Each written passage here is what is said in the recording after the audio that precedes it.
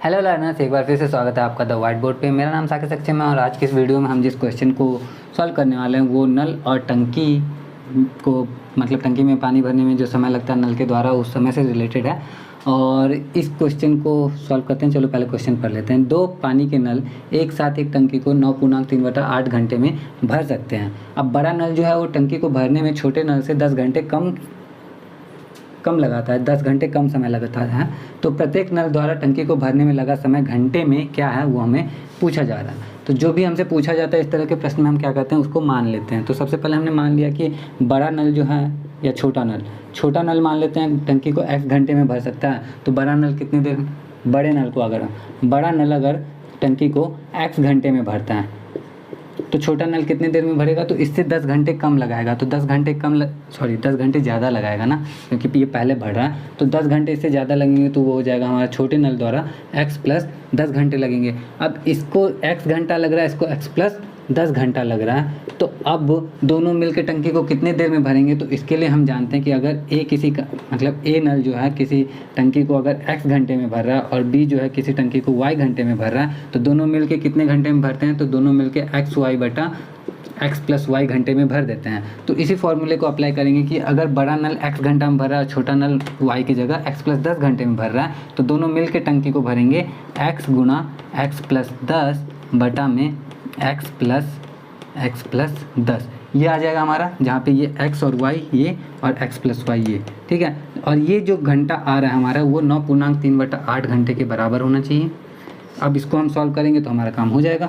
x का मान तो निकल ही आएगा ना, और x का मान निकल आएगा तो x प्लस 10 हम कर ही लेंगे अपने आराम से। तो चलो इसको सॉल्व करते हैं। तो इसको सॉल्व कर रहे हैं तो हमें मिल रहा है ऊपर में x² प्लस 10x और नीचे में क्या मिल रहा है, तो 2x जोड़ 10 और बराबर के इस तरफ में 9 × 72, 72 × 3 75/8।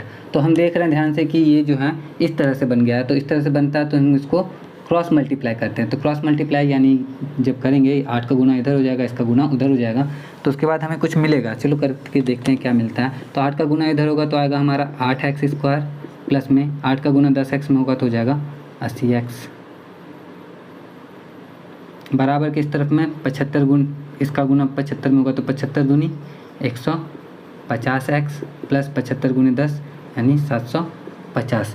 अब इसको हम देख रहे हैं द्विघात समीकरण के रूप में ये बन गया है। अब इसको इस तरह कर लेंगे तो ये पूरा द्विघात समीकरण बन जाएगा 8x² plus 80x minus 150x minus 750 बराबर 0। 80x में से 150 घटेगा तो क्या आएगा, 8x² प्लस 80x में से 70 बचेगा भाई, 70 नहीं 70 ही तो बच रहा है माइनस में, क्योंकि 80 में से 150 घट रहा है ना। तो माइनस 70x माइनस 750 बराबर 0। अब ये द्विघात समीकरण के रूप में बन चुका है। वाह। तो अब इस द्विघात समीकरण को हल करते हैं हम लोग। तो द्विघात समीकरण को हल करने के लिए हम क्या करते हैं, 8 में 750 का जब गुना करेंगे तो कितना आएगा। एक काम करते हैं, इसमें से जो कॉमन मिल रहा है उसको निकाल लेते हैं ना। पहले 2 कॉमन मिल रहा है, 4 भी कॉमन मिल रहा है क्या, नहीं 2 कॉमन मिल रहा है। तो 4x² माइनस 35x माइनस इसमें से गया तो 2 × 6 2 × 7 = 14 2 × 5 = 10 375 बराबर 0। अब 375 में 4 का गुना करो तो कितना आता है भाई, 375। इसका गुना क्यों कर रहे हैं हम लोग समझते हैं। 4x² माइनस 35x माइनस 375 बराबर 0। अब जब ये द्विघात समीकरण के रूप में आ चुका है तो द्विघात समीकरण के रूप में करके हमने काफ़ी क्वेश्चन हल किया है पिछले ही कुछ दिनों में। आप चाहो तो आपने अगर वो वीडियो देखा तो आपको पता होगा, नहीं देखा है तो ऐसे ही बताता हूँ कि जब भी द्विघात समीकरण के रूप में कोई समीकरण आता है तो हम क्या करते हैं, मध्य पद को विभक्त करके द्विघात समीकरण को हल कर लेते हैं। और अगर मध्य पद को विभक्त नहीं करना है तो एक फॉर्मूला भी होता है जिसको हम लोग इसको ax² plus bx plus c बराबर 0 से तुलना कर देते हैं, जिसके हिसाब से a का वैल्यू 4 आएगा, b का वैल्यू माइनस 35 आएगा और c का वैल्यू माइनस में 375 आ जाएगा। और x का जो मान निकलेगा वो मिलेगा हमें plus minus b plus minus √b² minus 4ac बटा में 2a। मुझे ये याद नहीं है कि यहाँ पे माइनस था कि नहीं था, लेकिन मैं इस तरीके से अभी हल ही नहीं करने वाला हूँ, मैं करने वाला हूँ मध्य पद को विभक्त करके हल। तो मध्य पद को विभक्त करना मतलब यहाँ पे जो 35 है ना, सबसे पहले तो किनारे वाले का गुना कर लेते हैं। 4 का गुना जब 375 में करते हैं तो कितना मिलता है हमें, 375 गुने 4, 4 पचे 20 के जीरो हासिल 2, 7 चौक 28, 2 30 के जीरो हासिल 3, 4 तिया 12 3 15, तो 1500 आ गया हमारा। तो अब हम क्या करेंगे, 35 को ऐसे ब्रेक करेंगे कि जोड़ने या घटाने पे तो 35 आ जाए, लेकिन गुना करने पे 1500 आना चाहिए। तो 1500 लाने के लिए हम क्या करते हैं, सीधे सीधे 30 गुने 5 करके देखते हैं, क्योंकि 30 और 5 जोड़ने पे तो 35 आता है, तो गुना करने पे कितना आएगा, तो गुना करने पे 30 पचे 150, 150 आया। लाना कितना था हमें, 1500 लाना था, आया कितना 150। काम तो हमारा चला नहीं, काम नहीं चला तो हम क्या करते हैं, ज़्यादा लेके देखते हैं। ज़्यादा लेंगे कैसे, ज़्यादा में से कम घटाते हैं।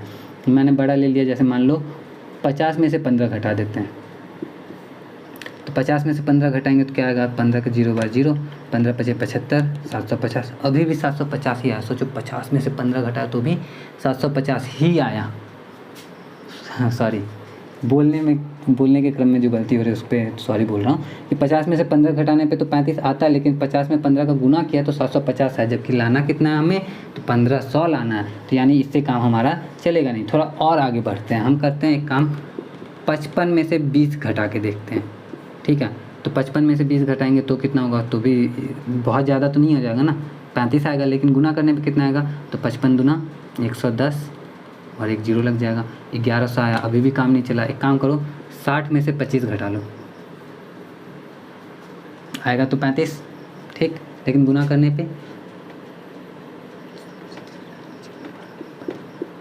भी 1500 आ रहा है। घटाने पे 35 आया, गुना करने पे 1500, यानी 60 और 25 के रूप में इसको हम तोड़ेंगे तो हमारा काम हो जाएगा। तो चलो तोड़ते हैं।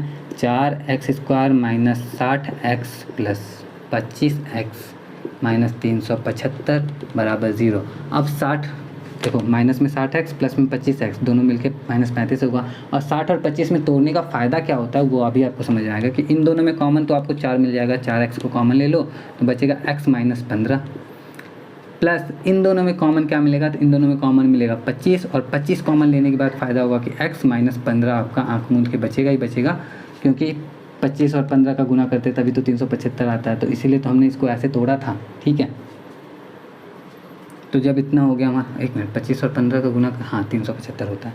तो अब इन दो प्लस के दोनों तरफ देख रहे हैं तो x माइनस 15 है, तो x माइनस 15 को कॉमन ले लिया, बचा हमारा 4x जोड़ 25, अब बराबर में 0। तो जब इन दोनों का गुना होने पे 0 हो रहा है तो या तो ये 0 या तो ये 0 या फिर दोनों 0। तो अगर ये वाला पार्ट अगर 0 है तो x बराबर तो हमारा 15 हो जाएगा, लेकिन अगर ये वाला पार्ट हमारा 0 है तो x बराबर हमारा माइनस 25/4 हो जाएगा।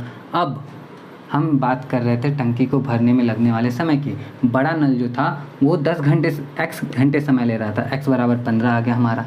तो x बराबर 15, क्योंकि वो समय कभी भी माइनस में नहीं हो सकता, इसलिए इसको तो हम कंसीडर नहीं कर रहे हैं। ठीक है, इसको हटा देते हैं। तो बड़ा नल जो है वो 15 घंटे समय ले रहा है, और छोटा नल कितना समय ले रहा है, तो छोटा नल इससे 10 घंटे ज़्यादा समय ले रहा है। तो छोटा नल में 15 में 10 जोड़ेंगे तो हो जाएगा 25, यानी कि दोनों मिल के कुल कितने समय ले रहे हैं, तो अलग अलग अपना, तो एक 15 घंटा समय लेता है, एक 25 घंटा समय लेता है। 15 और 25 कौन से ऑप्शन में, तो ऑप्शन बी में है, तो इस हिसाब से हमारा ऑप्शन बी करेक्ट आंसर हो जाएगा। इतना सारा टाइम लगा के, इतना सारा मेहनत करके क्वेश्चन सॉल्व हुआ है, तो उम्मीद करता हूँ कि आपको समझ में भी आया होगा। अगर समझ में आया हो तो कमेंट करके ज़रूर बताना। साथ में ये भी बताना कि आप इस वीडियो को देख कहाँ से रहे हो, क्योंकि अच्छा लगेगा, मुझे पता चलेगा कि ज़्यादा दूर दूर के लोग अगर कोई देख रहे हैं तो अच्छा लगेगा। ठीक है, बता देना अगर कंफर्टेबल हो तो, नहीं तो कोई बात नहीं। बाकी ये क्वेश्चन जो है ये TRE 1 में आए हुए मैथ्स TGT मैथ्स का क्वेश्चन है, और बाकी और भी क्वेश्चन के सॉल्यूशन ऐसे ही आते रहेंगे। तो उसके लिए अपडेटेड रहना हो तो चैनल को सब्सक्राइब कर लेना। मैं मिलता हूँ नेक्स्ट वीडियो में। जय हिंद।